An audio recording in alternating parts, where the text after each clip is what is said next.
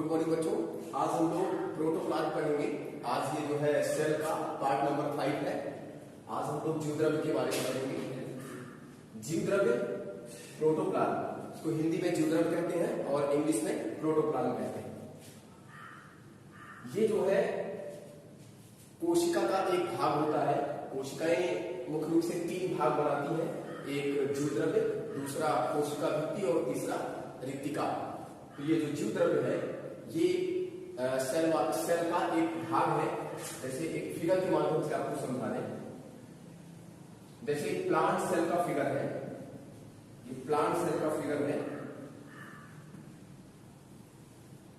ये जो बाहर का लेयर है ये सेल वॉल है, ये जो बाहर का लेयर है ये सेल वॉल है। इसके अंदर सेल मेम्ब्रेन है, इसके अंदर सेल मेम्ब्रेन है। सेल वॉल के अंदर सेल मेम्ब्रेन है।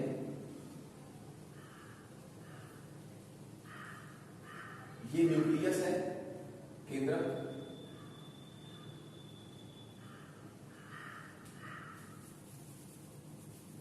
ये रिक्तिका है, ये रिक्तिका है।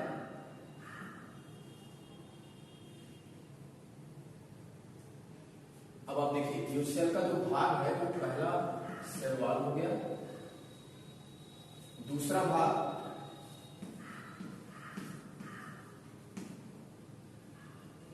वैक्यूल्स हो गया, तीसरा जीवद्रव्य हो गया।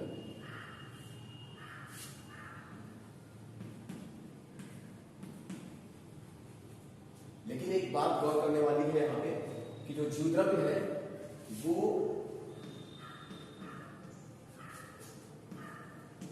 साइटोप्लाज्म प्लस न्यूक्लियस यानी न्यूक्लियोप्लाज्म से मिलकर बना होता है, बराबर प्रोटोप्लाज्म। आप ध्यान से देखें, ये सबसे बाहर का जो हिस्सा है ये सेल वॉल है, ये पहला पार्ट हो गया। ये दो रिक्तिकाएं हैं जो दूसरा पार्ट हो गया। ये प्लांट सेल का फिगर है। और ये जो बीच में कुछ हिस्सा बच रहा है, ये हिस्सा जहां पे हमने डॉट्स लगाए हैं, ये हिस्सा कोशिका द्रव्य है और ये अंदर का हिस्सा केंद्रक द्रव्य है। और दोनों द्रव्य मिलकर जीव द्रव्य का निर्माण करते हैं। तो ये जीव द्रव्य है, इसी के बारे में आज हमें पढ़ना है।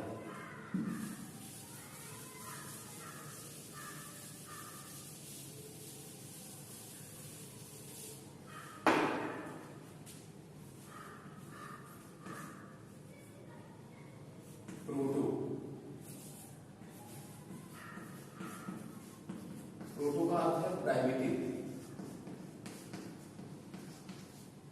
प्रोटो का अर्थ है प्राइमिटिव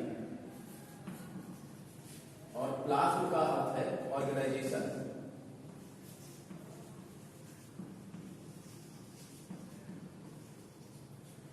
अर्थात प्राथमिक संगठन। कहने का मतलब ये है कि किसी भी जीव के जीवन की जो पहली कोशिका बनती है, उस पहली कोशिका में सबसे पहले जीव द्रव्य का निर्माण होता है। सबसे पहले किसी भी कोशिका में सबसे पहले अर्थात प्राथमिक संगठन किसका होता है? प्रोटोप्लाज्म का होता है। किसी भी जीव के जीवन में सबसे पहले प्रोटोप्लाज्म का निर्माण होता है। प्रोटोप्लाज्म में कोशिका द्रव्य प्लस केंद्रक द्रव्य, केंद्रक के अंदर पाए जाने वाले बहुत सारे भाग और कोशिका द्रव्य के अंदर पाए जाने वाले बहुत सारे भाग आदि सब सम्मिलित होते हैं। लेकिन सबसे पहले प्राइमेटिव ऑर्गेनाइजेशन किसका होता है? प्रोटोप्लाज्म का, जो कि इसके टर्म से निकल रहा है। और ये दोनों ग्रीक वर्ड है।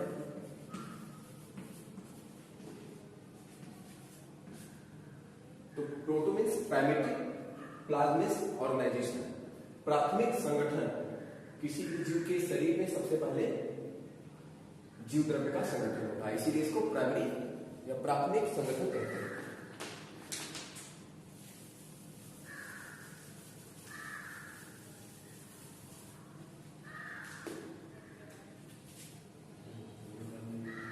प्रोटोप्लाज्म टर्म पुरकिंजे के द्वारा आया था।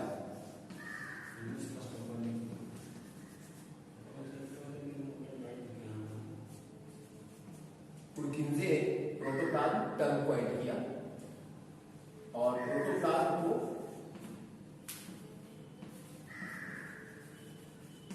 खोजने का श्रेय डुजार्डिन को जाता है। डुजार्डिन सबसे पहले डुजार्डिन ने प्रोटोप्लाज्म को खोजा और इसका नाम क्या दिया? सैरकोड कहा। सैरकोड। डुजार्डिन ने प्रोटोप्लाज्म को क्या कहा? सैरकोड कहा। ये काम हुआ था 1835 का जो टर्म आया वो पुरकिंजे के द्वारा आया और प्रोटोप्लाज्म की डिस्कवरी डुजार्डिन ने की थी और डिस्कवरी करने के दौरान इसे इन्होंने सैरकोड कहा और ये हुआ लगभग 1835 में। और ये काम खोजने का नाम देने का काम 3839 के दौरान। बहुत सारी बुक्स में 1837 लिखा हुआ मिलता है, जबकि ये जो है लगभग सही है। ये जीवद्रव्य एक ऐसा भाग किसी भी सेल का जो सबसे पहले निर्मित होगा।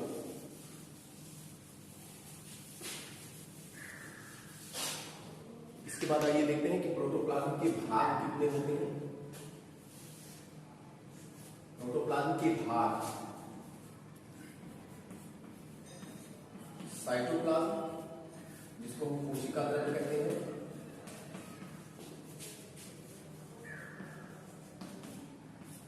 और दूसरा है न्यूक्लियस, जिसको हम केंद्रक कहते हैं। ये दो भाग कोशिका में जीवद्रव्य में पाए जाते हैं। अब कोशिका द्रव्य में कुछ ऑर्गेनेल्स मिलते हैं सिंगल मेम्ब्रेन की। इसको इस तरह से हम देखिएगा, कुछ लीविंग पार्ट होते हैं उसमें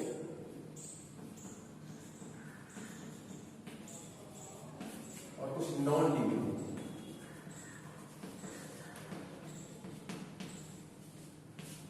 कुछ जीवित और कुछ अजीवित, कुछ सजीव और कुछ निर्जीव। जो सजीव भाग हैं उनको हम सेल ऑर्गेनेल्स के नाम से जानते हैं, जो कि दो तरह के होते हैं। सेल ऑर्गेनेल ये सजीव भाग है,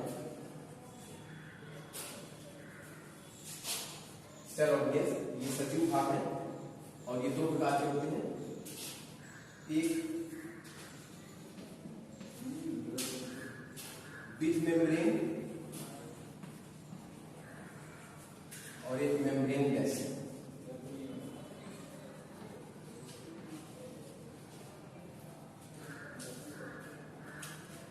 विथ मेम्ब्रेन यानी कोशिका द्रव्य में जो सजीव भाग मिल रहे हैं कोशिकाओं, वो कुछ जिनके चारों तरफ सेल मेम्ब्रेन पाई जाए और कुछ ऐसे होते हैं जिनके चारों तरफ सेल मेम्ब्रेन नहीं पाया जाता, वो एकदम एक खुले हुए बिना मेम्ब्रेन।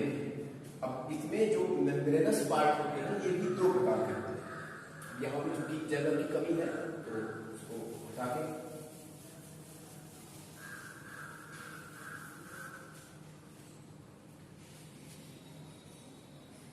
अब जो विथ मेम्ब्रेन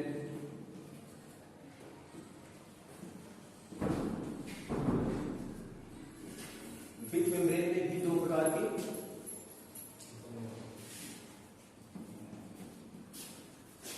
एक सिंगल मेम्ब्रेन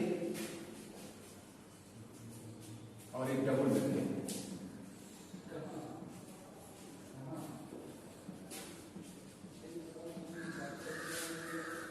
अब सिंगल मेम्ब्रेन में कौन कौन आता है? ER endoplasmic reticulum. कौन आता है?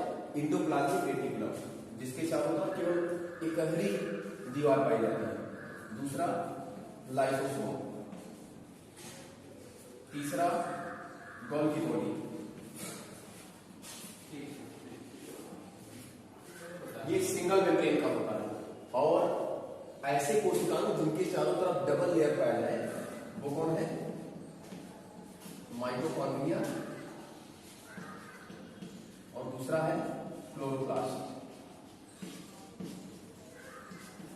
प्रोडक्शन में बहुत मदद करेगा।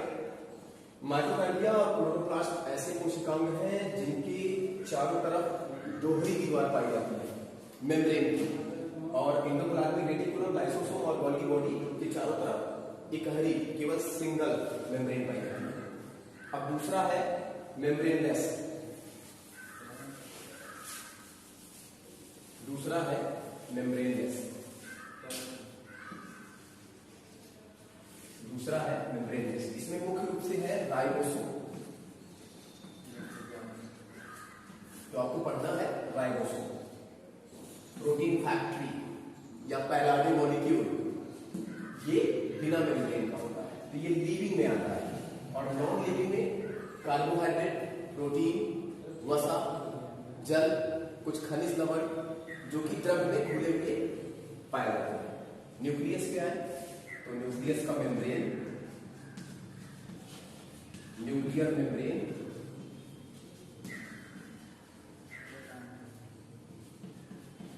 Nucleoplasm, chromatin thread,